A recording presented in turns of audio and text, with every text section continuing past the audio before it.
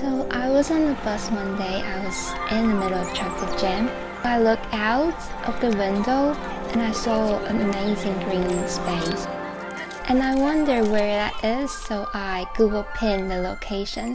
And afterward I found out it's Wimbledon Common. I can't believe how green and wild it is.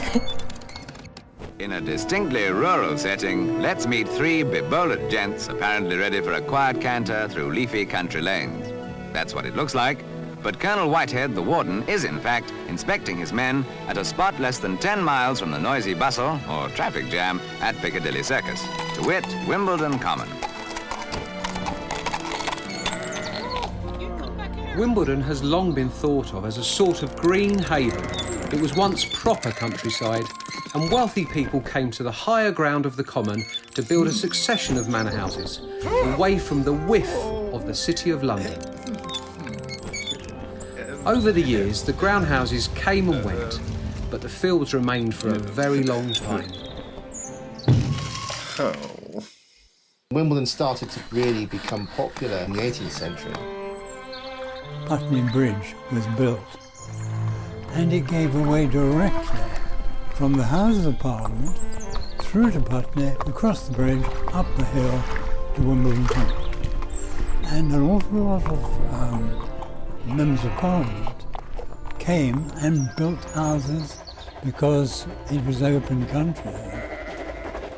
Obviously, the oldest part of Wimbledon is up the hill, and it was the village, and there wasn't a town because there was nothing here in Victorian times before the station was built. It was just fields and farms. I grew up in my grandfather's house.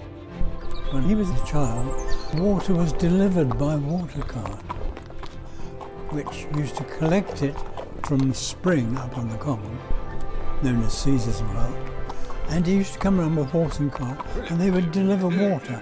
But then a water main was laid along the Kingston Road, the south of Wimbledon, and the whole of that area at the foot of the hill was then developed, and developed with rows and rows of houses. If you were born in 1800 in Wimbledon and lived for 90 or 100 years, it would be astonishing and probably quite bewildering to see how much had changed. So that's how Wimbledon came to look much like it does today.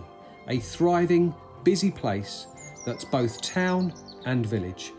A stone's throw from the middle of London, but thanks to the common and parks, still a green and pleasant land.